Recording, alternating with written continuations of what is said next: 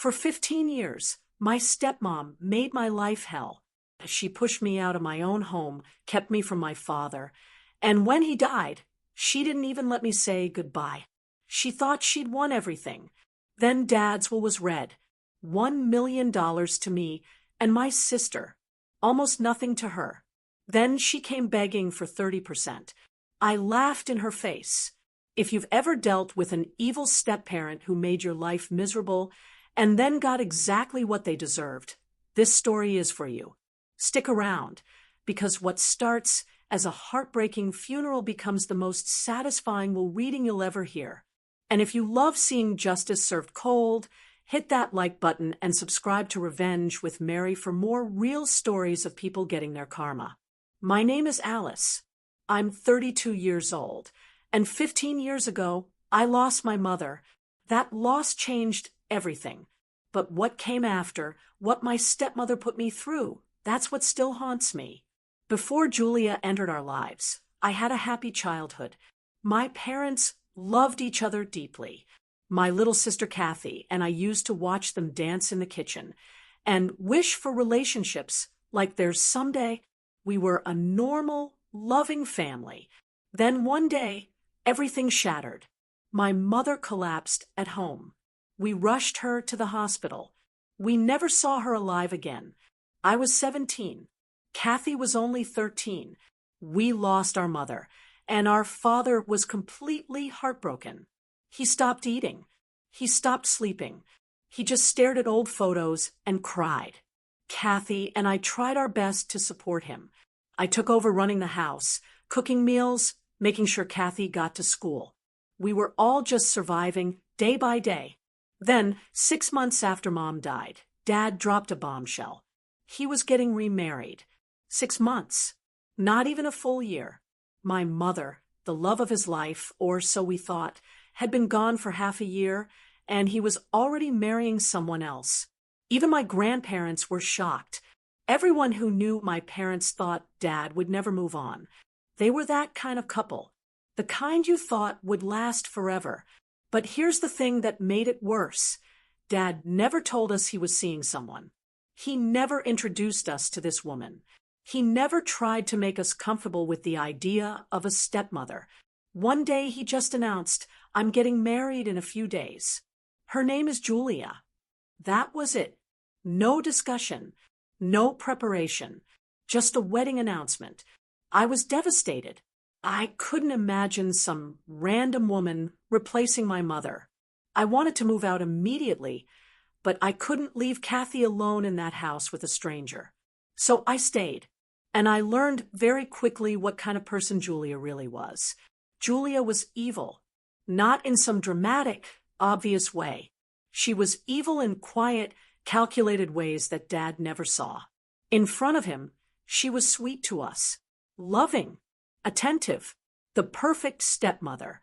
But the second Dad left for work, she became a completely different person. She ignored us, pretended we didn't exist.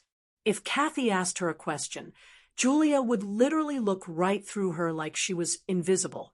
I heard her curse us under her breath more times than I can count. Julia had no job. She didn't work. She didn't contribute anything to the household except spending Dad's money. She shopped constantly. Her friends were always at our house. Her family members treated our home like their personal hangout spot. We had no privacy anymore except in our bedrooms. The house that used to be ours, the house filled with memories of Mom, became Julia's domain. Kathy, and I couldn't do anything freely anymore. We felt like strangers in our own home. But we weren't bad kids. Our parents had raised us with manners and respect. We never crossed boundaries, no matter how much we hated Julia. We just endured silently. The moment Kathy finished high school, we both left. I went to college and lived in the dorms. Kathy joined me a year later. We never went back home because it didn't feel like home anymore. It felt like Julia's house, where Dad and his new family lived. Shortly after we left, Julia had a daughter. They named her Lori. That sealed it for us. Dad had a whole new family now. We didn't belong there anymore.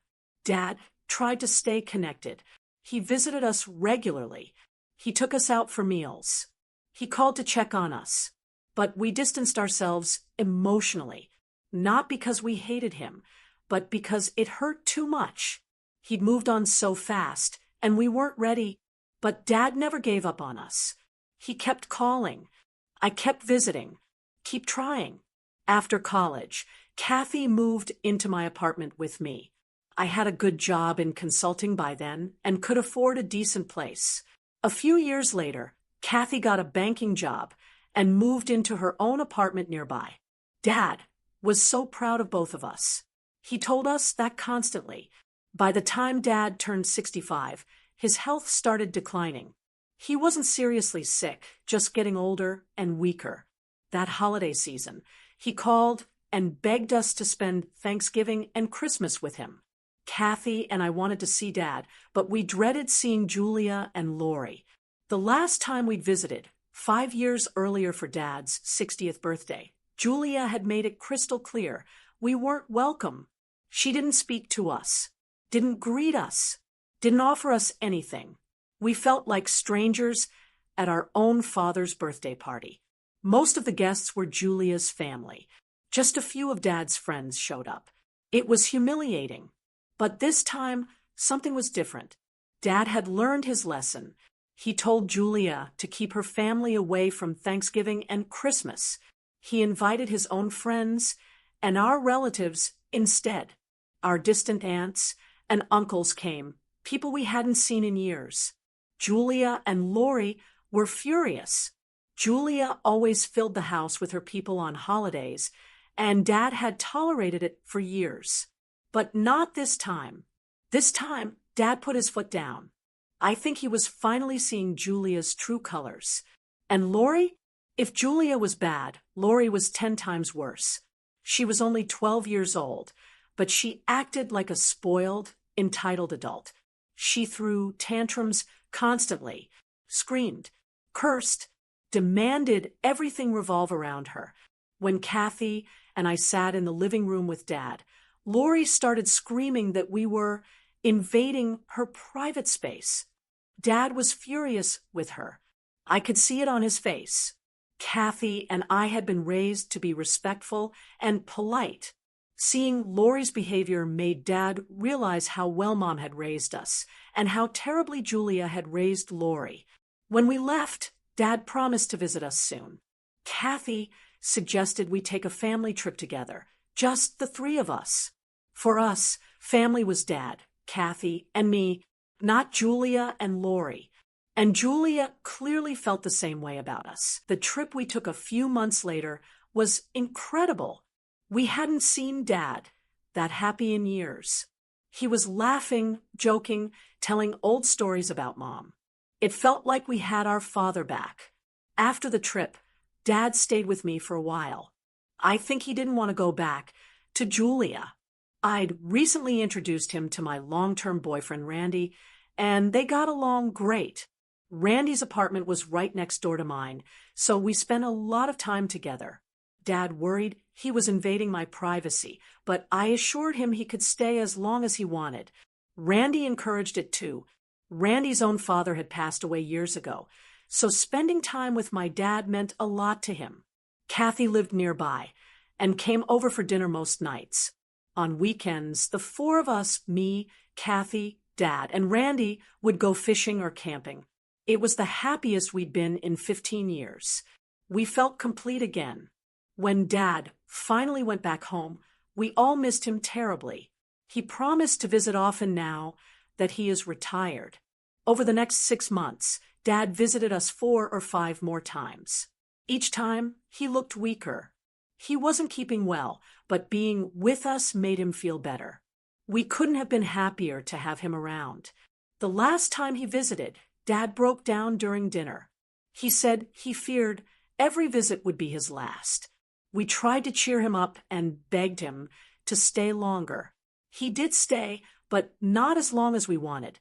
I wished he could live with us permanently, but he had no friends near our place. He'd lived in his neighborhood for decades. When Kathy, Randy, and I were at work, Dad got lonely, at least back home. He had neighbors and friends to talk to. Then, 1 week ago, my world collapsed. My Uncle Arthur called me with the worst news imaginable. Dad had died. Suddenly. Kathy, Randy, and I immediately drove to Dad's house. It was 1,000 miles away, but we drove straight through. Julia hadn't informed anyone about Dad's death. It was Dad's neighbors who told Uncle Arthur when they noticed we were all missing from the funeral. I called Julia to ask about the funeral arrangements. She barely spoke to me. Then Lori grabbed the phone and said Julia was too upset to talk. But neither of them sounded sad at all. By the time we arrived, Uncle Arthur, who lived closer, had already gotten there.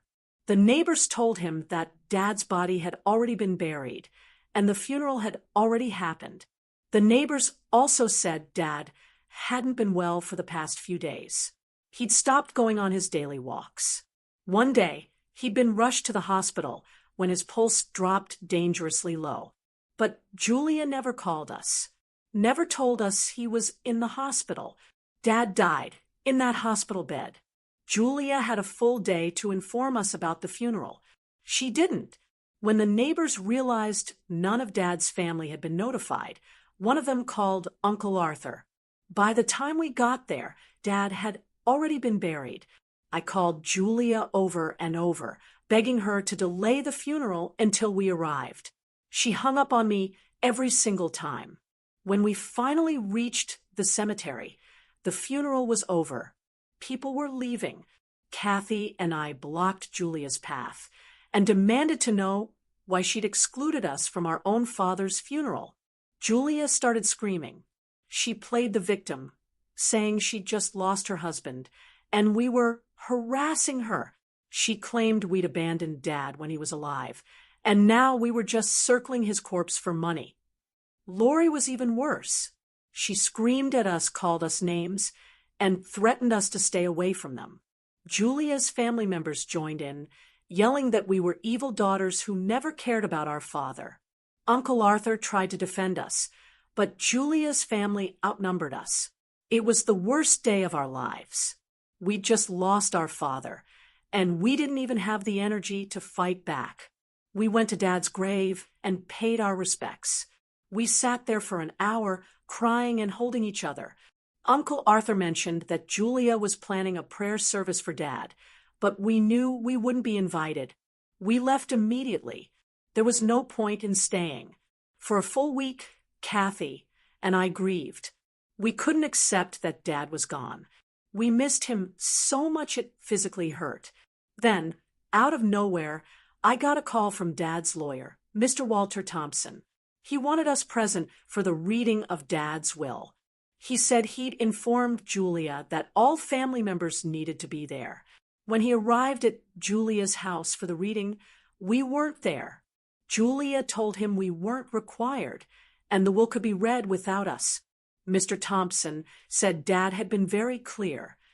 The will must be read in front of all family members, including his firstborn daughter and younger daughter.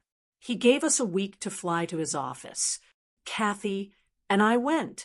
Julia and Lori looked furious to see us.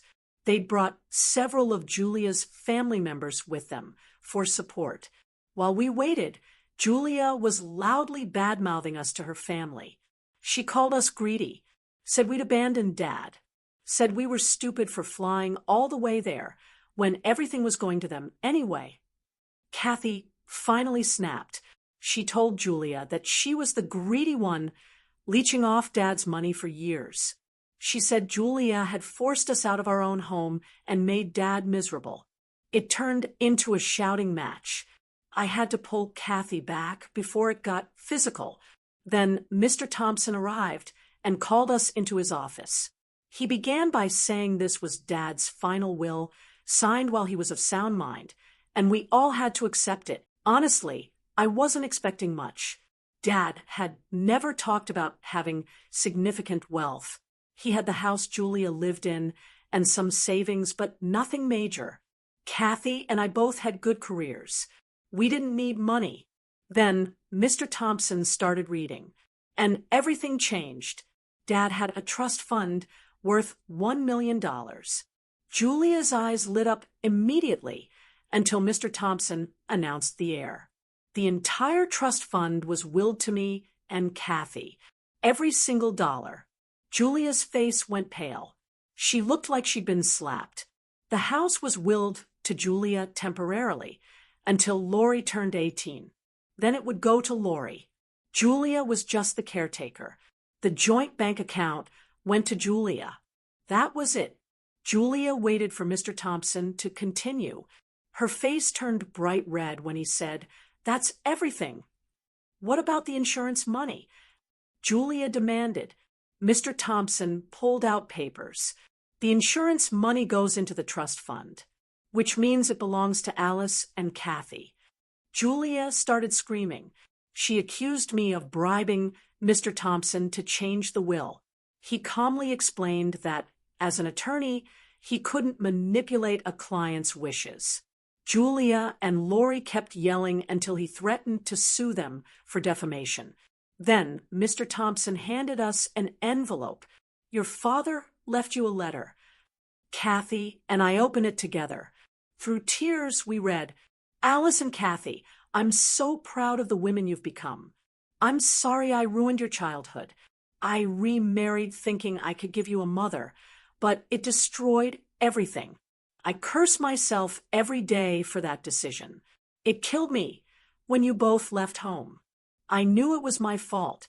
I wanted to apologize in person, but never had the courage. Thank you for forgiving me and letting me back into your lives. The days I spent with your mother and the days I've spent with you recently are the happiest of my life. Thank you. Dad loves you. Always." Kathy and I sobbed. We hugged each other tight. Julia's face was a mask of humiliation and rage. Lori stormed out, saying it was too much drama. When we left the office, Julia was standing outside, crying. Lori charged at us, screaming that we'd manipulated Dad into changing his will. My sister almost punched her, but I held her back. Mr. Thompson asked us to stay a few days to complete the paperwork. We checked into a hotel. That evening, there was a knock on my door. It was Julia. She was crying. When she saw me, she actually hugged me and said she was moved by Dad's letter. She apologized for her behavior. I sat there in shock, listening to her ramble. Finally, I said, "I might have forgiven the childhood stuff, but what did you do at the funeral? Not letting us see Dad one last time?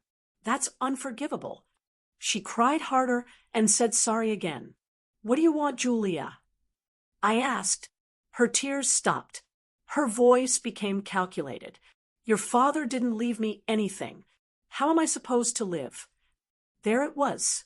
The real reason for her visit. "What do you want me to do about it?" I asked. "I think you should give me some of the trust fund money. For my future." I almost laughed. "How much?" "Well, as your father's wife, I should get at least half. But I respect his decision, so I'll settle for 30%. I couldn't control myself. I burst out laughing in her face. She got angry. I called Kathy from the next room. When Kathy came in, I repeated Julia's demand for 30%. Kathy didn't understand at first, but when she saw Julia's furious red face, she started laughing too. Julia stormed out, cursing us both. After she left, Kathy and I laughed until we cried. Then we read Dad's letter again, for probably the 100th time, and cried for real. We're going to preserve that letter forever. I hope Dad's soul has found peace.